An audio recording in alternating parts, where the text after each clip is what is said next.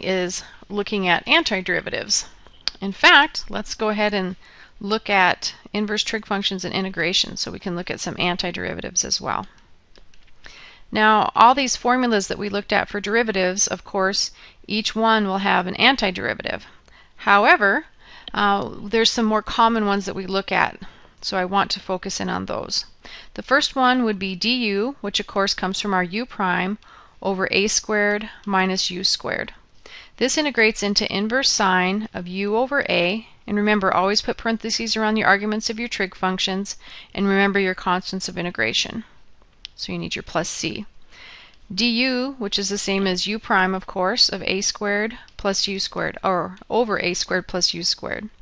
This is equal to, and this comes up all the time, 1 over a inverse tangent u over a. And again, always put parentheses around the arguments of your trig functions. The next one, du over u square root of u squared minus a squared is going to equal 1 over a inverse secant, now this one's a little bit different, absolute value of u over a. And again, always put parentheses around the arguments of your trig functions. Now, why aren't we worried about what integrates into inverse cosine, what integrates into inverse cotangent, what integrates into inverse cosecant? Well, we really don't need to worry about it too much, because remember, they only differ by a negative, and with antiderivatives or integration, we can compensate for a missing negative. So that's why these are the three most important ones. So let's go ahead and run through some of these examples as well. And again, your book doesn't really get into the u's yet, but we want to be able to integrate anything right away, so I'm not going to introduce two layers of formulas here. So let's go ahead and look at our first example. Let's look at the integral of 1 over the square root of 9 minus 4x squared dx. Well, in order to fit into any of these formulas, I think the good thing to do here would be to look at this in terms of a formula. Which one does it look like it fits? So let's go ahead and look up here real quick. This looks like the a. A is a constant. We should probably write this up here. A is some sort of a constant, and u is some sort of function of x. So we're looking for an expression that looks like a radical. And as soon as we see that a radical is involved, see the root, we know that it's not inverse tangent because it doesn't have a radical. So it either has to be inverse sine or inverse secant. And it looks like this is an a squared minus u squared, so it looks like it will fit the form of an inverse sine better. So let's go ahead and use this particular form. We'll drag it down here so we can see what we're working with. So this is the form that we're going to use.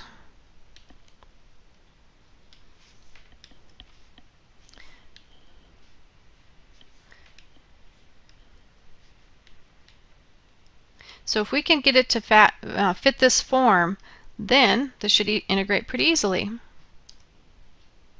So the first thing we need to look at is our a's and our u's. So in this case, if I could rewrite this as integral of square root in my denominator, 3 squared minus 2x quantity squared, this will work perfect. A squared minus u squared.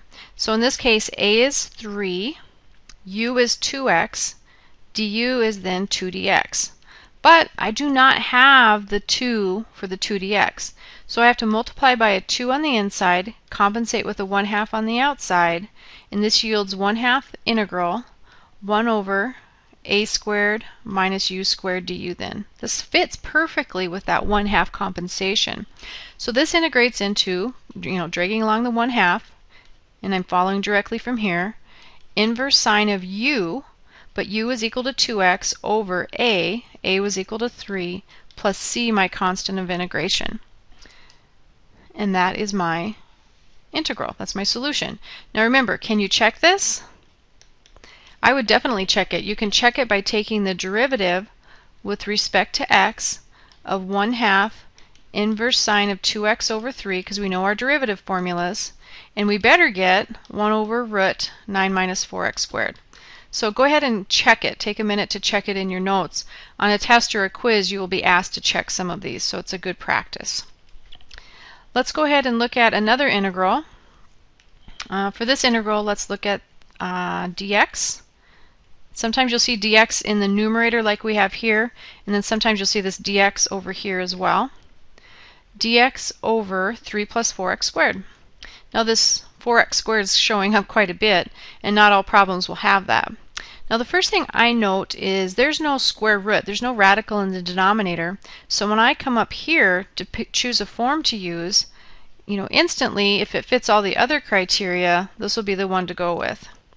So let's go ahead and note that that's going to be the form that we're going to be using. So let's move up here a little bit.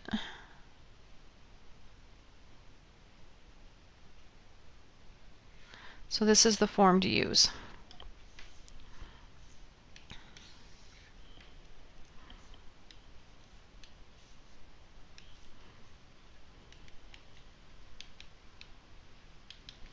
So what I need to do is I need to identify an a, I need to identify a u, I need to make sure I have a du, and then we're set to go from there. So here, this does not look like an a squared plus u squared. It looks pretty close. This would be 2x quantity squared. This has to be an a squared. Well, what would you square to get 3 back? Well, you'd square root 3. So in this case, a is root 3, u is 2x, du then is 2dx. But just like the last time, I didn't quite have everything I needed to make up my du, so I need to multiply by a 2 on the inside and compensate with a half on the outside. So that leaves me with 1/2 integral. This 2dx becomes my du, and my denominator is a squared plus u squared. So this integrates into dragging along the 1/2. Okay, so this 1/2 right here is the same as this one right here. Then I go ahead and plug in to my integral. So the rest of this is going to equal, here's from my 1 over a, 1 over root 3, and again that comes from here, inverse tangent of u, which is 2x, over a, which is root 3, plus c. And again, you can write these out if you want. You can use your u over a and then substitute in, but this works just as well.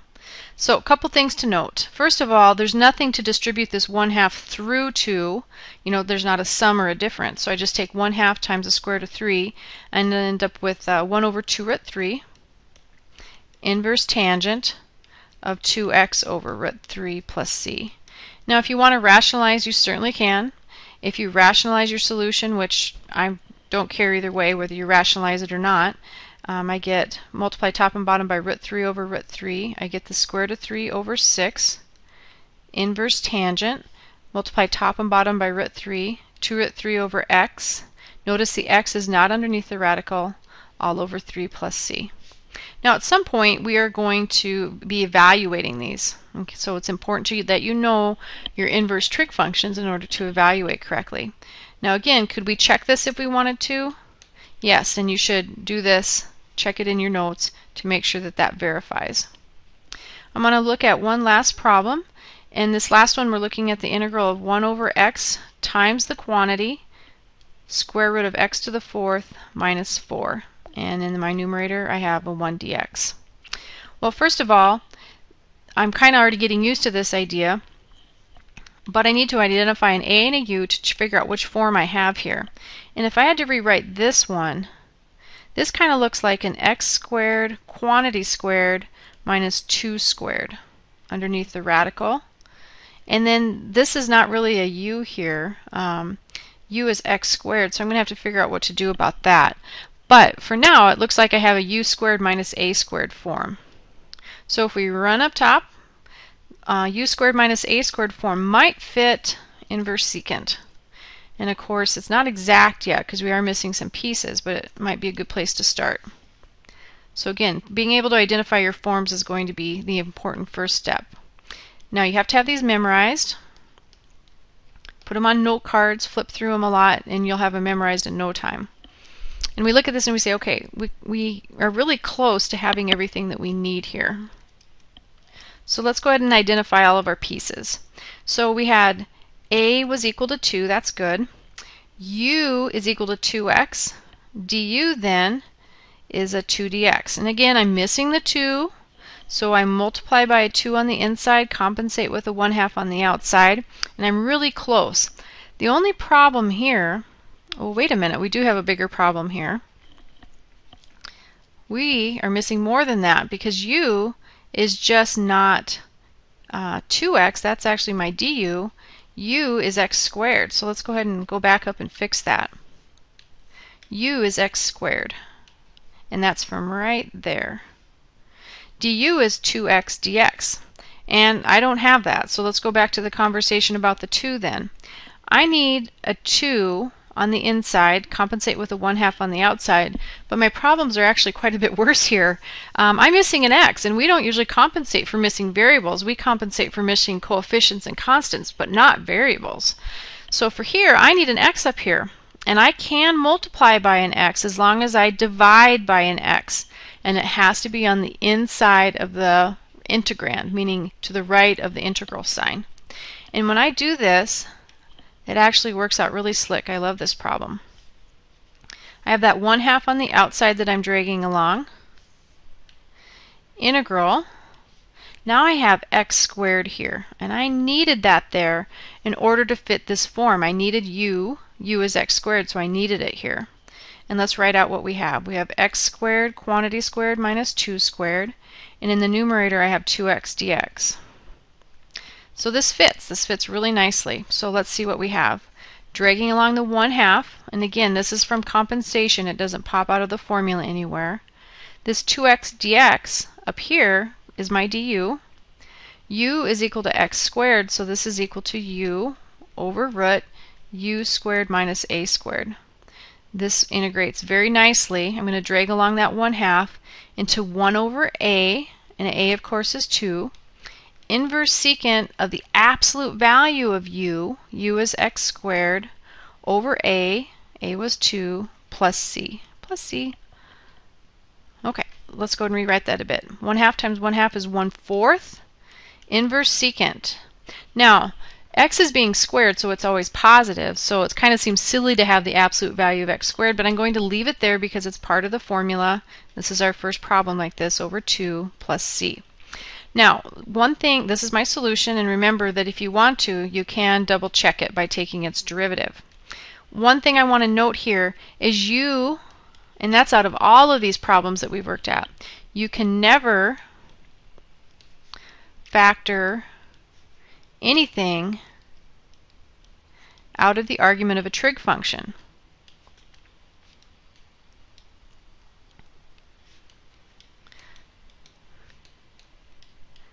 It's one of the big no-nos. So don't come up here and say, oh, I could pull this 2 out front and make this 1/8. You can't, because it's part of this argument of this trig function, so it cannot be factored out. Now, if for some reason I had a 1/2 out front here times a 4th, then yes, you could combine them, but I cannot pull them out of this argument of this trig function. So it's kind of a long lecture, but section 5, actually this isn't section 5, section 7.8, trigonometric integrals and trigonometric derivatives, is pretty fun to work. There's a lot of things that need to be memorized here. So for memorization purposes, make sure, of course, you know your unit circle. Make sure you know your trig derivatives. Make sure you know your trig functions, their domain and range.